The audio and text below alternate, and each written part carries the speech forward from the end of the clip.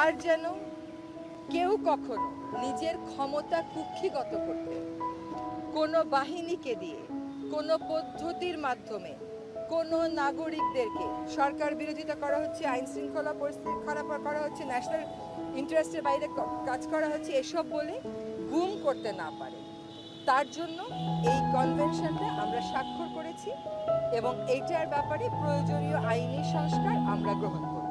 এইটা একটা খুবই বড় স্বস্তির ব্যাপার মানবাধিকার কর্মীদের জন্য, কারণ জাতিসংঘ থেকে বারবারই বাংলাদেশের এই গুমের প্রেক্ষিতে বলা হচ্ছিল যে তোমরা এই কনভেনশনটা কেন এখনো অনুস্বাক্ষর করছো না। সেই প্রেক্ষিতে আমরা মনে করি যে আমরা একটা খুব শক্ত ভিত্তি, যেটা আমরা সবসময় অস্বীকার করে এসেছিলাম এ যাবৎকাল, যদিও গুম বাংলাদেশে অহরহই করছিল, সেই ভিত্তিটা আমরা স্থাপন করতে পারলাম। আনন্দের খবরটা হচ্ছে যে আমাদের খেলার অঙ্গন থেকে দুইটা খুব ভালো খবর এসছে। একটা হচ্ছে সার্ক অনূর্ধ্ব 20 চ্যাম্পিয়নশিপ, যেটা 2024 বাংলাদেশ প্রথমবারের মতন চ্যাম্পিয়ন হয়েছে। আজকে আমাদের উপদেষ্টা পরিষদে সিদ্ধান্ত হয়েছে যে এই ফুটবল টিমের জন্য আমরা একটা সম্বর্ধনা আয়োজন করব। আরেকটা হলো যে আমাদের বাংলাদেশ জাতীয় ক্রিকেট দল, আপনারা জানেন যে পাকিস্তানকে হারিয়েছে।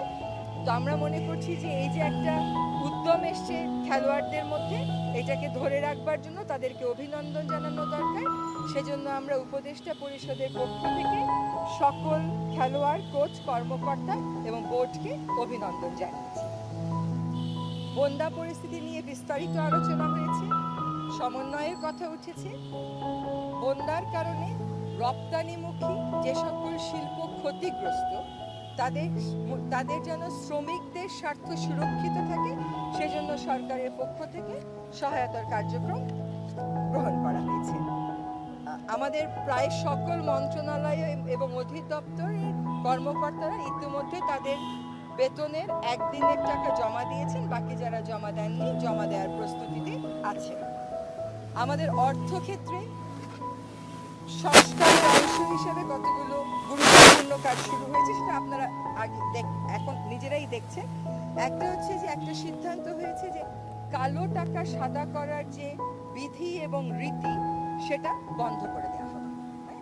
কারণ এখান থেকে সরকার যেটুকুন টাকা আনতে পারে সেটুকুন টাকা দিয়ে সরকারের যে খুব বেশি কিছু আগায় তা না, বরং মূল্যবোধটা অনেক বেশি অবক্ষয়িত হয়। ফলে এটার বিরুদ্ধে স্পষ্ট একটা সিদ্ধান্ত হয়েছে।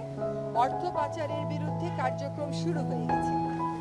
আরেকটা হচ্ছে অত্যাবশ্যকীয় পণ্যের দাম মানুষের ক্রয় সীমানার মধ্যে রাখতে যা যা করার দরকার সরকার সেই কাজগুলো করা শুরু করে দিয়েছে। আমাদের হজ একটা অনেক বড় ব্যাপার বাংলাদেশি মুসলমানদের জন্য। এই হজের ক্ষেত্রে একটা সিন্ডিকেট আমরা দেখতে পাই, যেটা হজের প্যাকেজের মূল্য অনেকটা বাড়িয়ে তোলে। তো হজের যে খরচ, সেটা যৌক্তিকভাবে যাতে কমানো যায়, সেজন্য সংশ্লিষ্ট মন্ত্রণালয় কাজ শুরু করেছে।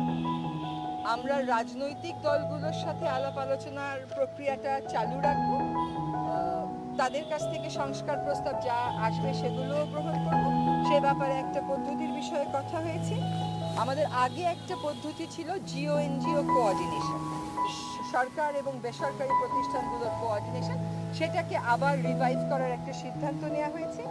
আর আমরা দায়িত্ব গ্রহণের সময় থেকে 1 মাসের মধ্যে কোন কোন মন্ত্রণালয় কি কি কাজ করেছে, সরকার কি কি কাজ করেছে, সেগুলোর ব্যাপারে একটা নোট প্রস্তুত আপনাদের।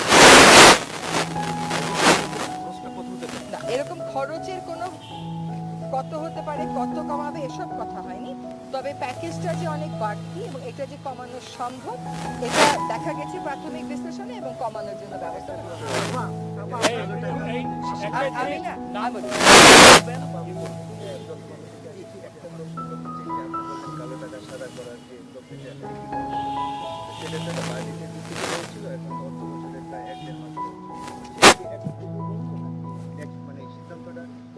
সেটা হচ্ছে যে একটা ব্যাখ্যা এবং বিশ্লেষণ দাঁড় করানোর চেষ্টা করা হচ্ছে, এবং এইটা একটা আদেশের মাধ্যমে বলে দেওয়া, আগে যেরকম বলে দেওয়া হতো কালো টাকা সাদা করা যাচ্ছে, এখন আর সেরকম বলা হবে না, উল্টো বলা হতে পারে।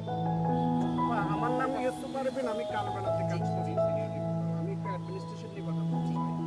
সেটি হলো যে একটা অভিযোগ উঠেছে এবং আমরা অনুকরণ পেয়েছি। আওয়ামী লীগ সরকারের আমলে ডিসি ছিল, স্বামী স্ত্রী দুজনে ডিসি ছিল, ভালো ভালো জায়গা ছিল, তারাও বঞ্চিত দাবি করে নিজেদের পদোন্নতি নিচ্ছে না। আবার হচ্ছে প্রধানমন্ত্রী কার্যালয়ে চাকরি করেছে, পিএস ছিল। এভাবে নাম বলেন না আপনি, আপনি বলেন আপনার জেনারেল অভিযোগটা ছিল। একজন আজকে আপনার আবার পিএসও হয়েছে। এগুলো নিয়ে মানে প্রশাসনের সমালোচনা যে আগের যারা কর্মকর্তা বা প্রাইস পোস্টিং এ ছিল তারা এখন আবার ফিরতেছে, এটাকে আপনি কিভাবে দেখবেন? বিষয়টা হচ্ছে যে কোনো কর্মকর্তার বিরুদ্ধে সুস্পষ্ট দুর্নীতির অভিযোগ থাকলে তার ব্যাপারে আমরা আমাদের অবস্থান জানাচ্ছি। যে কোনো একটা সরকারকেই তার কাজ চালাতে গেলে ভালো কিছু কর্মকর্তা কর্মচারী তো দরকার। তো যদি আমরা দেখি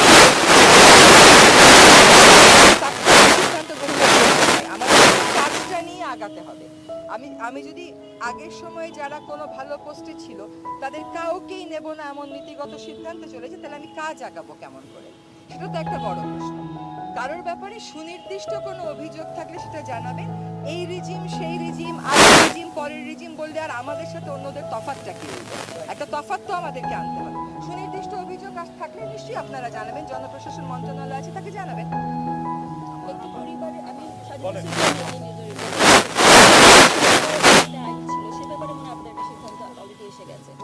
আচ্ছা, যে বিষয়গুলো ক্যাবিনেটে নির্ধারিত জন্য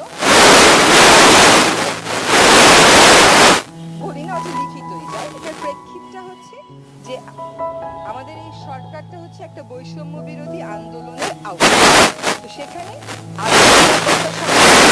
কিনা যে আছে সেখানে উত্তরটা হচ্ছে এরকম বিশেষ নিরাপত্তার দরকার আছে বলে তারা মনে করে না, আর এটাকে বৈষম্যমূলক মনে করা হয়েছে, সেটার ভিত্তিতে সিদ্ধান্ত গ্রহণ করা হয়েছে। মুস্তাফিজ বলেন।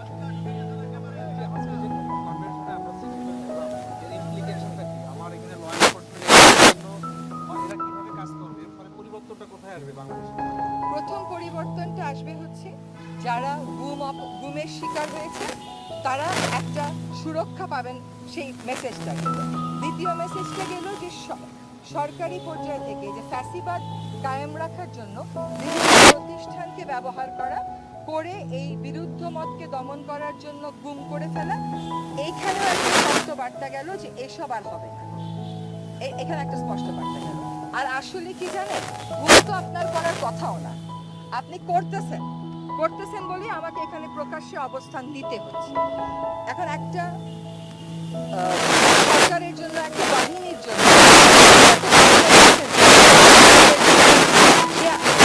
মতামতকে দমায় রাখার জন্য এই কাজগুলো করে, এবং সেখানে সে কতগুলো সরকারি কাজ করছিল, জাতির সাথে কাজ করছিল, এই সমস্ত কখনো জাস্টিফাই করা যায় না। এই প্র্যাকটিসগুলো মাস্ট অফ, আর এটা প্রথম থেকেই বন্ধ থাকার উচিত ছিল না বলেই আমরা এটা করেছি। এখন এই কনভেনশনের মোডালিটিতে যে সমস্ত কথা বলা আছে সেগুলো আমাদের আইনে আমরা যতটুকু নেওয়ার দরকার, এটা তো অলরেডি আছে, আমরা বাকিটুকু ইনকর্পোরেট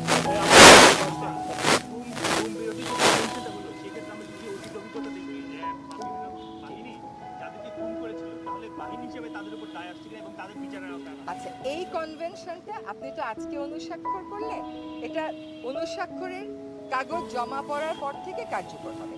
এর আগে যে গুমের ঘটনাগুলো হয়েছে এগুলোর জন্য কিন্তু অলরেডি একটা কমিশন হয়েছে, সেই কমিশনের কার্যপরিধি বলে দেওয়া আছে, সেখানে দেখবেন যে কাউকে কোথাও বাদ দেওয়া হয়।